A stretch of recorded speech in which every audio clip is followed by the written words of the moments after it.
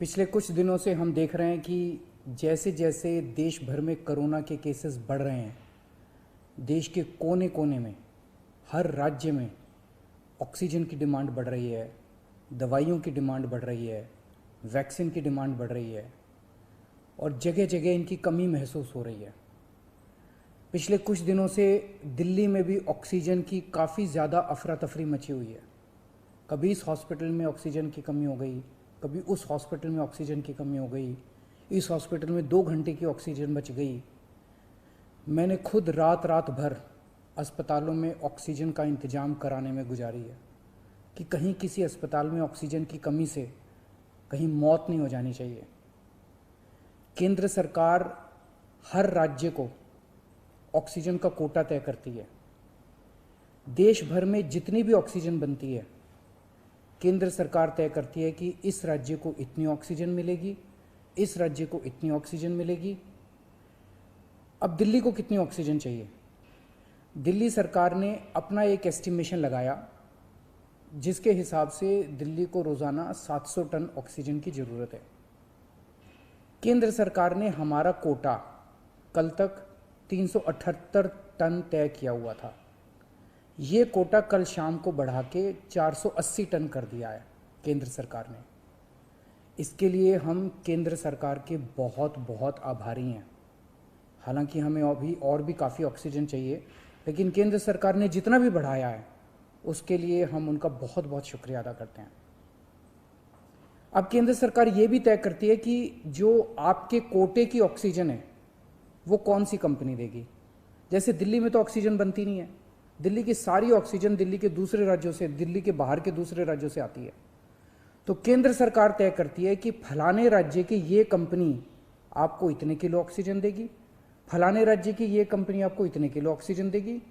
मान लो राजस्थान की ये कंपनी आपको इतने किलो देगी, हरियाणा की ये कंपनी आपको इतने किलो देगी। तो केंद्र सरकार कंपनियां तय करती है कि किस कंपनी से दिल्ली को अपने कोटे की ऑक्सीजन आएगी। अब दूसरी समस्या यहां पे आ रही है कि ये जो कंपनियां जिन राज्यों में हैं, उनमें से कुछ राज्यों की सरकारों ने उन कंपनियों से जो दिल्ली के कोटे की ऑक्सीजन आनी थी वो भेजनी रोक दी।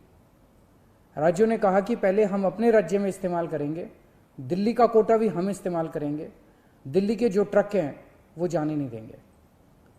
लेकिन मैं केंद्र सरकार का और दिल्ली हाई कोर्ट का शुक्रिया अदा करना चाहता हूँ। पिछले 2-3 दिन के अंदर उन्होंने हमारी बहुत मदद की है, जिसकी वजह से अब ऑक्सीजन दिल्ली पहुँचने लगी है। जो जो दिक्कतें आ रही थी, हम लगातार पिछले 2 दिन से एक एक मिनट टू मिनट, मैं खुद, मनीष जी, मैं, हमारे सारे ऑफिसर्स केंद्र सरकार के लगातार संपर्क में थे। परसों रात को मुझे याद है जब जीटीबी हॉस्पिटल में वहाँ का ट्रक एक पड़ोसी राज्य से चलना था पर वो चला नहीं, जीटीबी ऑक्सीजन में आनी थी ऑक्सीजन, तो एक केंद्रीय मंत्री को हमने फ़ोन किया और उन्होंने तुरंत वहाँ पे बात करके उस ट्रक को वहाँ से छुड़वाया। हम लगातार संपर्क में हैं, एक एक ट्रक को अस्पताल पहुँचाने की कोशिश कर रहे हैं। हम सब लोग 24 घंटे काम कर रहे हैं, सोए नहीं हैं। हाई कोर्ट और केंद्र सरकार से जो मदद हमें मिली है उसके लिए तहे दिल से हम उनका शुक्रिया अदा करना चाहते हैं। जो कोटा हमारा बढ़ाया गया है अभी ऑक्सीजन का, उसमें उड़ीसा से काफ़ी ऑक्सीजन आनी है, तो बढ़े हुए कोटे की ऑक्सीजन को भी दिल्ली पहुंचने में कुछ दिन लग जाएंगे। हम कोशिश कर रहे हैं कि अगर हो सके तो हवाई जहाज के जरिए उड़ीसा के से ऑक्सीजन लाई जा सके। जब हमने लॉकडाउन लगाया था, मैंने आपको बोला था कि ये 6 दिन का जो लॉकडाउन है, ये 6 दिन हम आराम नहीं करने वाले, हम 24 घंटे काम करेंगे। इन 6 दिनों को हम इस्तेमाल करेंगे दिल्ली के हेल्थ इंफ्रास्ट्रक्चर को और सुदृढ़ करने के लिए। इन 6 दिनों में दिल्ली में जो ऑक्सीजन की कमी है उसको ठीक करने के लिए, दिल्ली में जो बेड की कमी है उसको ठीक करने के लिए, और हम 24 घंटे लगे हुए हैं दिल्ली के हेल्थ इंफ्रास्ट्रक्चर को और इम्प्रूव करने के लिए। इस लॉकडाउन के 6 दिन जो हमें मिले हैं, इन 6 दिनों में हम पूरी कोशिश कर रहे हैं। एक और बात, ये बहुत बड़ी आपदा है। इस आपदा में अगर हम सारे लोग हरियाणा, पंजाब, तमिलनाडु, गुजरात, पश्चिम बंगाल, इसमें बट गए तो भारत नहीं बचेगा। इस वक्त हमें एक दूसरे की मदद करनी है, हमें भारतीय बनना है, हमें इंसान बनना है। देश के लोग आज सभी न्यूज़ चैनल पे देख रहे हैं कि दिल्ली में आने वाला ट्रक किसी और राज्य ने रोक दिया, मध्य प्रदेश में जाने वाला ट्रक फलाने राज्य ने रोक दिया। ये तो ठीक नहीं है। लोग ये नहीं चाहते। देश के लोग आज ये देखना चाहते हैं कि दिल्ली ने किसी दूसरे राज्य की मदद कैसे करी, उत्तर प्रदेश ने किसी राज्य की कैसे मदद की। हम एक साथ मिलकर आपदा से लड़ना है हमें, तभी भारत बचेगा। अभी तो समय ये है कि उत्तर प्रदेश वाला दिल्ली की मदद करे, दिल्ली वाला हरियाणा की मदद करे, हरियाणा वाला बिहार की मदद करे, बिहार वाला गुजरात की मदद करे। हम सारे लोग अगर एक दूसरे की मदद करेंगे तभी तो भारत बचेगा। और अगर इतनी मुश्किल घड़ी में भी हम सारे एक दूसरे से लड़ने लग गए तो अगर भारत राज्यों में बट गया इस समय, तो फिर भारत को कौन बचाएगा। मेरी सारी नागरिकों से अपील है, सारी सरकारों से अपील है कि आइए मिलके एक होके लड़ते हैं।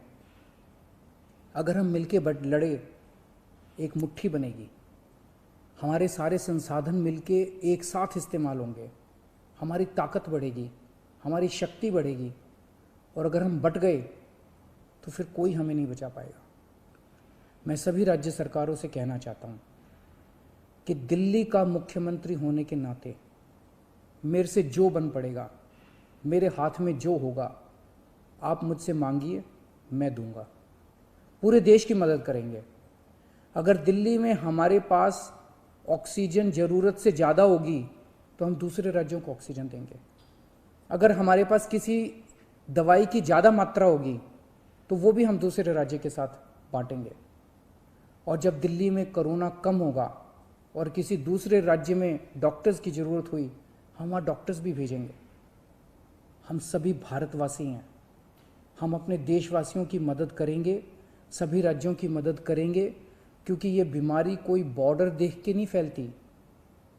मैं उम्मीद करता हूँ कि इसी भावना के साथ हम सभी मिलके एक साथ, सारी सरकारें, केंद्र सरकार, सारी राज्य सरकारें, हम मिलके काम करेंगे, एक भारत बन के काम करेंगे कोरोना को हराने के लिए। हमें पूरी दुनिया के सामने दिखा देना है कि विश्व में सबसे ज़्यादा कोविड केसेस भारत में होने के बावजूद कैसे भारत के लोगों ने, यहाँ की सरकारों ने मिलके कैसे इस आपदा से लड़ाई की, कैसे हमने सारा प्रबंधन किया।